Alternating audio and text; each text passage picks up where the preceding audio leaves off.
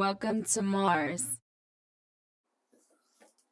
All right, welcome back to Mars Radio. We're here with our next guest. I'm going to go ahead and let this man introduce himself. Sir, go ahead and introduce yourself to the Mars Radio platform. Mars Radio, what's going down? My name is Jose Santana. Pleasure to be here. Honored. Thank you for having me here on your platform, brother. Awesome. So, Jose Santana from the legendary families, the Santanas, obviously, right? Thank you. Okay, cool. And where are you from? I'm from Daly City. Daly City. Okay, cool. And where did you grow up?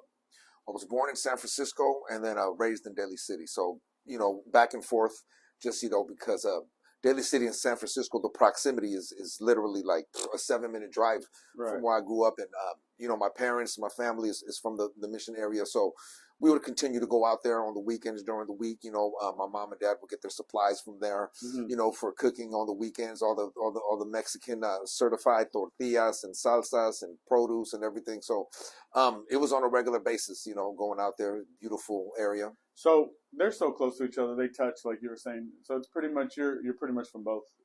You got a little bit of spice and sauce from both sides? Yes, I was sprinkled heavily. Got you. And did you grow up with both of your parents? Yes. Thank God I still have both of them. Yeah, I interview a lot of people all the time, and you'd be surprised to hear how many people don't answer that with the answer you just did. A lot of people growing up, me, myself, I didn't have both parents. So do you feel lucky and blessed to be able to say you grew up with both your parents? I do, especially now because they're both 81. Okay. And it is people don't make it to that age. God bless them and their health. Yeah. 81 is a good number. A lot of people don't reach that. And they're both mentally sharp, Nice. And my dad, le vale madre, he's still, I feel like I'm like his age, my son's age when I'm around him, bro. He still scares the death out of me. So they still know what's going on. Yeah. Oh, that's great. God bless them. God bless them. So growing up with both parents, did you have a lot of friends or relatives even or people around the neighborhoods that didn't have both parents? There were. Did you notice differences in your upbringing and their upbringing? Them not having the benefit of having both parents in their life? I would say, yeah. I would say that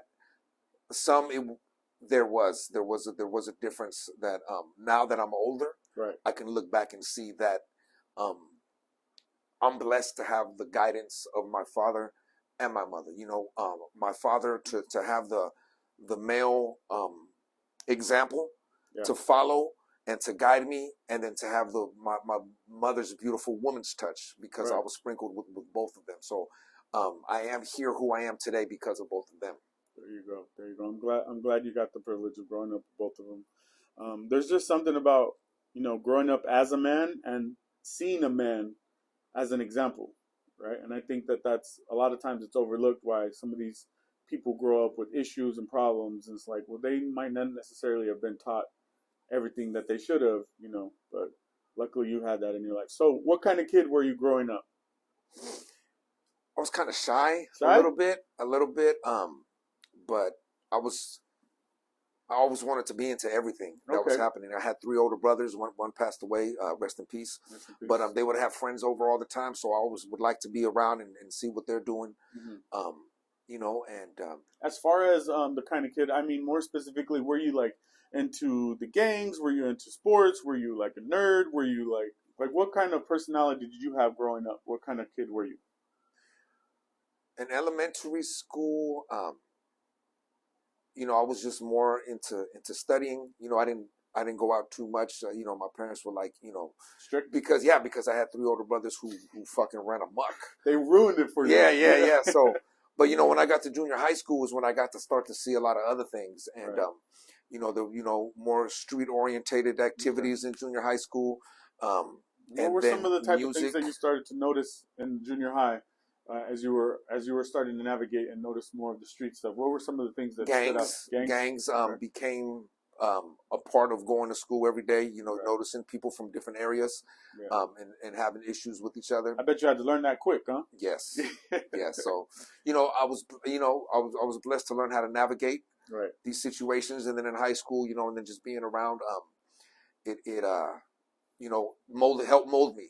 Right. And everything is a life lesson.